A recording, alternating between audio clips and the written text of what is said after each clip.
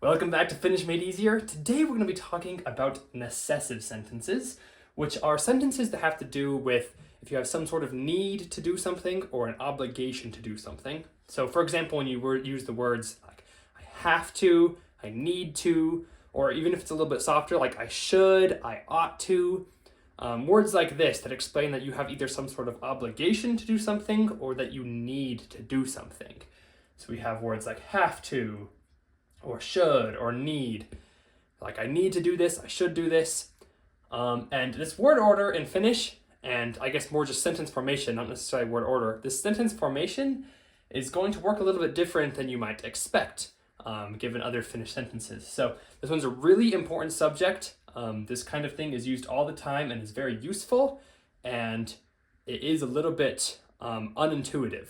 So let's talk about how to do it. So as most sentences, we're going to have our subject, verb, and our object.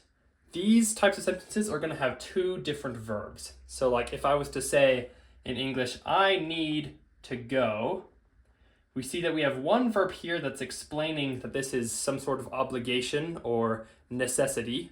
So I'm going to call them just verbs of obligation. Sometimes they could be verbs of necessity as well. I just didn't want to write them both out every single time. So I'm going to call these our verbs of obligation. And then we have our other verb, which is what our obligation is to do. So like I need to go. This is just saying that it needs to happen, and to go is what does need to happen. So I need to go. And then we can always put our object at the end just like normal. So this one we have to home. So kotiin just means to home. I put the to in parentheses because we don't really say the to in English. We just say I need to go home.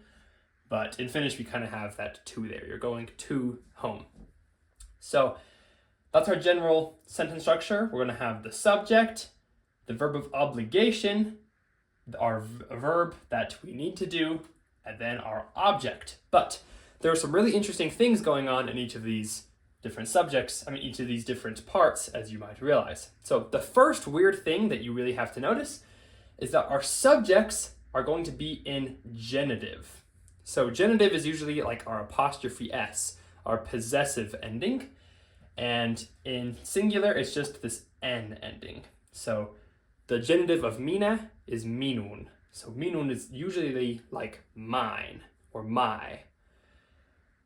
So in this case, when we have our thing that's in genitive, that actually is going to be our subject. So that's very important to remember because this is very rare in Finnish. Almost always our subject is going to be, if it's singular, it's just going to be in its normal nominative form. Just normally what you'd find in the dictionary is almost always what our subjects are going to be. In necessive sentences though, they're going to be in genitive. And this can be plural genitive too if it's a plural group that's needing to do something. So like if the students need to do something, then you can use this plural genitive. But no matter what, our subject is going to be in genitive. So watch out for that. That's very different than usual. What's also a little bit different than usual is when we take our verb of obligation, we're going to put it in the third person singular, no matter what our subject is. So no matter whether our subject is plural or if it's not third person, no matter what, we're always going to use the third person singular form of the verb. So our third person singular, if you don't know what that means, is the type of verb you'd use when you were using like hän during normal conjugation. So like if I say I speak, I say minä puhun. When I say he speaks, I say hän puhuu. That verb form that we'd have after hän is our third person singular. So like that, puhuu. So that's the one we're going to use. The rule is basically the stem, and then double the last vowel. If you don't remember that from just basic verb conjugation, just act like this is always hän in front of here and conjugate it that way. So find the stem, double the last vowel, and that will always be the form our verb of obligation is going to take. So it's not going to necessarily match our subject. To go, or just our infinitive verb, will be like it says in its infinitive form. So infinitive is a big word that just means its dictionary form. That means you just don't do anything to the verb. So this is actually kind of how we do it in English as well. Like I need to go. Usually in English, when we have to and then a verb, that just means it's infinitive form. So mennä is to go, and that's just the word you would find in the dictionary. You don't have to edit that at all, luckily. So that one's easy. Just always leave that one in its dictionary form. And then our object will work pretty much like normal. Again, objects almost always have cases on them, so make sure if you don't have some sort of locative case, you're probably going to be putting it in either partitive or accusative. But one weird thing we do have here, so there's a weird thing on basically all of the parts, is if it would be in singular accusative, which shares the ending with genitive. Genitive, singular genitive is an N, singular accusative is also an N. If it would be in singular accusative, you're actually just going to leave it in its dictionary form. So you're just going to leave it just like normal, and you're not going to put any case on it if it would be in singular accusative. There's a few different types of sentences that actually have you do this. You might have seen some before. This might be partly because, or since our subject is in genitive, it will get a little bit confusing if which one has N. I'm not 100% sure why, but just do remember, objects work completely as normal, but if you would put singular accusative on it, just leave the word the same, don't put any case on it. And we'll see more examples of that in some of our examples, so hopefully that'll be a little bit clearer later. One last thing I want to mention before I talk about what our verbs of obligation are is that while this will always be third person singular, we can change the tense. So we can put this verb in past tense. So instead of need, we can make it like needed. We can put it conditional, which conditional actually usually softens it. There's some verbs that conditional is more common on than others, so I wouldn't use conditional too much unless you know that it's good on that verb. I'll explain one verb that uses conditional quite a bit, or we can use like perfect tense. Point is, even though it's always going to be third person singular, you can change it to like past tense, or you can modify the verb a little bit. And I'll give some examples of that as well. So I just wanted you to be aware of that. It's not always going to look like this. So our verbs of obligation I want to talk about real quick. We have 6 main ones that are used, which are these 6 right here. And it would be not great to talk about necessive sentences without talking specifically about these verbs of obligation. I think they deserve a minute to talk about because they're really hard to just like translate one-to-one in English. It's much better to just explain each verb, in my opinion, than to try to give you an English equivalent because they overlap all the time in English. Like there's a lot of them that can be translated as need, for example. So I just want to kind of go through these different verbs, explain when they're used, a little bit what they mean, and I think it's really important, don't try to attach each of these to one word. Like this one's need, this one's must. I wouldn't do that. I would just kind of learn what each one does and use them correctly that way. So our first 2 here are pitää and täytyä. So you might notice this is the infinitive form of the verb. So again, the one you find in the dictionary.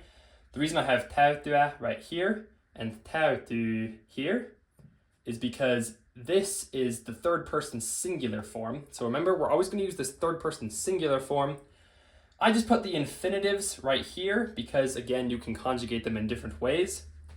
So that's why täytyä looks a little bit different than täytyy. This is the third person singular form of täytyä. So like if you were to say hän in front of it, it would be täytyy. But anyway, yeah, pitää and täytyä, I would say, are by far our most common verbs of obligation. These are your pretty standard, like just like you need to do something.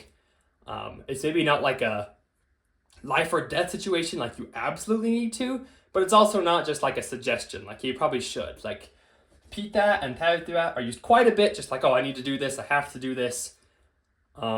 Pretty normal if you have any word like I must, I need to, I have to, where they're all pretty strong. Pitää and täytyä are good options to use, and you'll hear these ones quite a bit. I would say pitää especially is used quite often when just talking. When you hear people speaking, pitää is very, very, very common. And when you're reading books and stuff too, I would say both of them show up quite a bit. So pitää and täytyä are the ones I would defaults to the most if you don't know which ones to use. This next one I have olla pakko. So you might notice that this one's not just a single verb. We have like to be and then pakko. So this one we're just going to conjugate the olla. So it's usually going to be like on pakko. So that's going to be the third person, like you'd say hän on. So we have on pakko. So on pakko or olla pakko is, I would say, a little bit stronger than pitää and täytyä. Again, this isn't like an exact science. There's not like only one time where each of these can be used. Pitää and täytyä are oftentimes interchangeable. Sometimes olla pakko will be interchangeable with the other two. So it's not an exact science, but I would say in general, pakko is used when it's a little bit stronger. Like you really need to do something, then you've got this pakko here. And again, you can do the genitive, like minun on pakko, to do something. So yeah, pakko is a little bit stronger in general. Kannattaa is the exact opposite. Kannattaa is a lot weaker. So kannattaa is used a little bit more for like maybe a suggestion, like, hey, it would be good for you to do this. Or sometimes we'll use the word should. Like, yeah, you should do it. When we say should, or like, it would be good if you did it, we're not saying like, oh, you really need to. But we're just saying it would probably be better if you did. So like, oh, you should do it.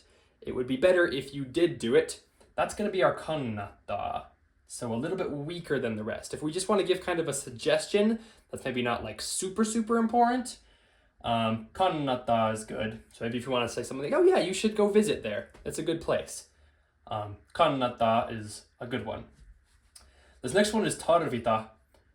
Tarvita is pretty similar in meaning to pitää and täytyä, except I would say it's a little bit less common in normal sentences. Tarvita doesn't show up quite as much, except in negative sentences. So like I mentioned, you can take these words and make them negative. You can make them past tense.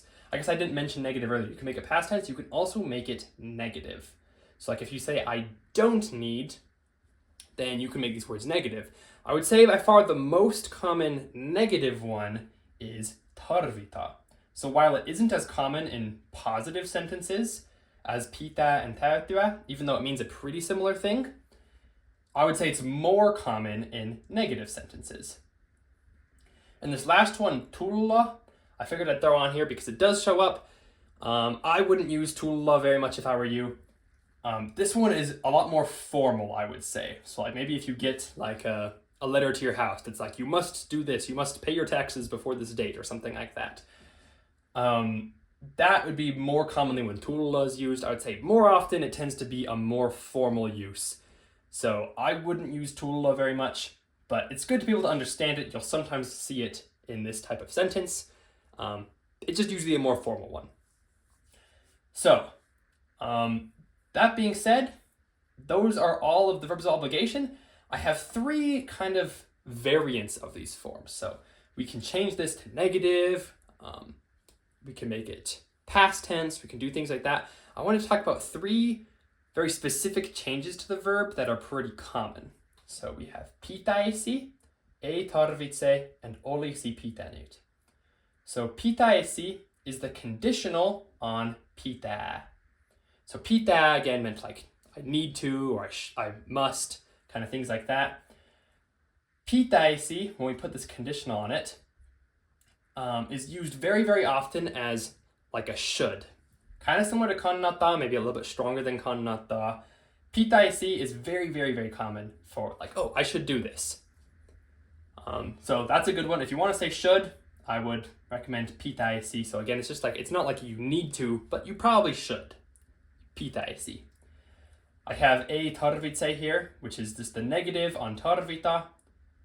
I already kind of talked about that one.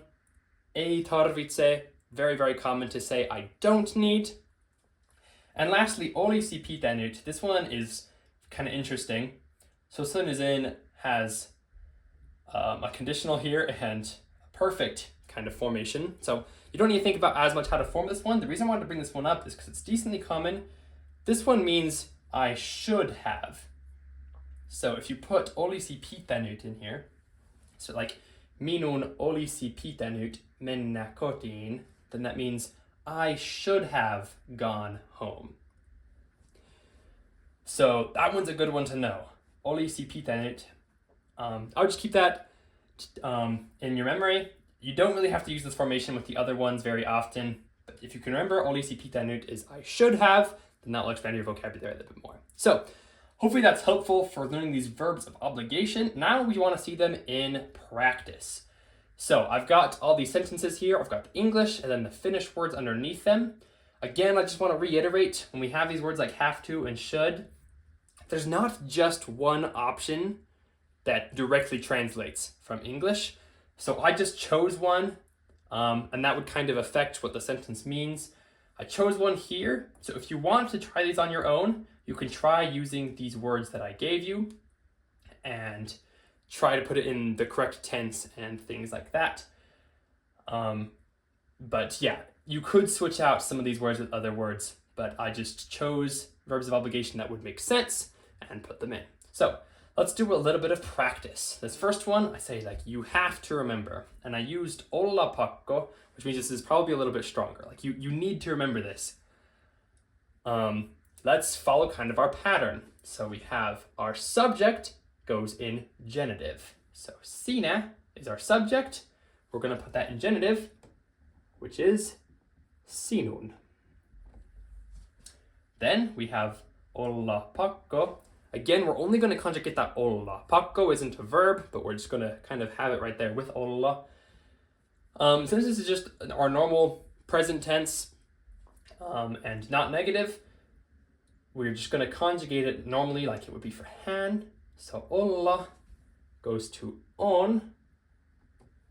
Whoops, that N got a little high. On pakko. And then we put our verb in its infinitive form, which it will already be in if we're just looking at the word. So muistaa is already the infinitive. So we can just write that right on. Muistaa. Sinun on pakko muistaa. Now you might notice we don't have an object here. The object is not required. So some sentences just don't have an object. Just like this one, you have to remember. I'm not saying what you have to remember, so it's okay if you don't have an object. You just need our genitive, verb, verb. If you do have an object, then obviously put it at the end here, but if you don't have one, that's no problem. So again, if I say like you have to remember, or you need to remember, I can say sinun on pakko muistaa. This next one, a little bit softer. We're not saying have to, we're just saying should. So you should read the book. And I'm going to say this is talking about like the whole book. You should read this book. I put pitä here, which now that you know kind of what these verbs of obligation mean, you might be thinking, wait a minute, isn't pitä the stronger one that's more like need? The reason I put that here is because I want to practice noticing that you can put this conditional on pitä to make it more like should. So, but yeah, you should read this book. So we're going to use pitäisi right here. So pitäisi comes from pitä. It just takes pitä and makes it a little bit less strong. So let's start with our sinä. Just like before, we're going to put that in genitive. Sinun. Then we're going to put pitä. We're going to put that conditional on the end, which doesn't make the sentence conditional. It just makes the command a little bit softer. So it's more of a should. Pitäisi. Lukea, the second verb is always easy. Just take it in its normal form. Don't do anything to it. Just put it at the end. So lukea, we don't have to do anything to. Lukea. And then kirja. So kirja, in this case, since we're telling someone to read a book, when you read a whole book, you put that in accusative. It's a book though, it's the book, not the books. So it's singular. And remember, with singular accusative, we're actually not going to put the N on it in necessive sentences. We're just going to actually keep it the same. So sinun pitäisi lukea kirja. You should read the book. So in a lot of sentences, we'd have kind of kirjan because it's accusative, but with necessive, we're not going to have that N. We're just going to leave it in its normal form. So sinun pitäisi lukea kirja. This next one, we're going to do a negative example. So I don't have to listen to this. So you're just trying to say, instead of saying I have to listen to this, you're like, I don't have to listen to this. We're going to follow the same exact formation. We're just going to make our verb of obligation negative. So still we're going to have our subject. We're going to put that in genitive, minun. Then we have tarvita. We want to make it negative, still third person singular. So that's one common one, so I put it down here. It's going to be ei tarvitse. So I've got verbs on conjugation and negatives. If you're not quite familiar with this, I'd go watch those. But if you do know how to form a negative, we know that our third person singular negative is going to be ei tarvitse. So minun ei tarvitse. And then kuunnella is our second verb, so we leave it the same. Kuunnella. And then with negative sentences, our object is quite often partitive if it doesn't have some locative case on it. So tämä is going to be tätä. This isn't necessarily a video about how to put cases on objects, so I just already gave you tätä right here. So if you use that, you're already perfect. But yeah, so you have minun ei tarvitse kuunnella tätä. So I don't have to listen to this. Perfect. This next one, you should try. So this one for should, instead of pitäisi, I used kannattaa. So again, maybe another way to translate that could be like, oh yeah, it'd be good if you tried. You should try. It's not necessarily like super strong, like, oh, you need to try. It's just like, yeah, that'd be good. You should try. You should do it. So this one's going to just follow the same exact pattern as before. Sinä in genitive is sinun. Kannattaa is, we're going to put in its third person singular, which actually ends up being the exact same thing. Kannattaa. If you're curious why that's the same thing, it's because the stem, we get rid of an A, and then double the last vowel, so we add the A back on. And then our next one is infinitive. So that one also stays the same. Yrittää. Sinun kannattaa yrittää. You should try. This next one, we're going to use past tense. So I needed to talk to you. So this is you're talking past tense. Needed is a past tense verb. So I needed to talk to you. We're going to follow the same exact pattern. Hopefully this is getting kind of familiar. This repetition is helping. So minä is going to be in genitive. So we get minun. Pitää, we're going to keep in third person singular, but we want that to be the past tense. Third person singular. And again, I've got videos on past tense, on negatives, on conjugations. So if you're not quite familiar with all these different conjugations, I would watch those videos and get familiar with them. But our past tense of pitää is piti. Minun piti. Then our infinitive verb, puhua. And then sinulle, I already put on there, that means like to you with the LLE. So then we can put our object, sinulle. Minun piti puhua sinulle. I needed to speak or to talk to you. So yeah, this is again an example of how we can put our verb of obligation in past tense. That one you can pretty easily do with all of the verbs. So again, like the conditional, I would probably do more with like pitäisi. You can also do it with like kannattaa. You could say kannattaisi.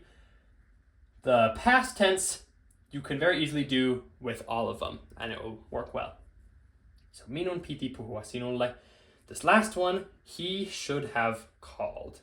So again, this is kind of the hardest one to remember how to form, but I just gave it to you here. Olisi pitänyt is a good way to say he should have. So we take this pitää, we're going to put it in this form, olisi pitänyt. So first we take our subject, hän, and we're going to make it genitive. So the genitive of hän is hänen. Then should have, we take pitää and put it in this form. So olisi pitänyt, which is again like a conditional perfect if you know much about this kind of form. And then soittaa. Soittaa, we can just keep the same because it's our second verb here, which is always going to be our infinitive. Hänen olisi pitänyt soittaa. He should have called. So I hope that makes sense. Again, if you can just remember genitive, put it in the third person, and then just your infinitive and your object like normal, then you'll be able to form a lot more sentences. When I remember when I was learning Finnish, that this necessive formation was very, very useful when I learned it. So this is really worth practicing, and you'll see it all over the place. This will help you also understand why the heck we're having this genitive here before this verb. So I really hope this was helpful. If you still have questions after this, be sure to leave them in the comments and I'll try to answer them for you. I've also got a document in the description, just like usual, that explains all these rules again. It talks about these verbs of obligation and has lots of examples on everything. So be sure to check out that document. And thank you so much for watching, and we'll see you in the next video. Heippa!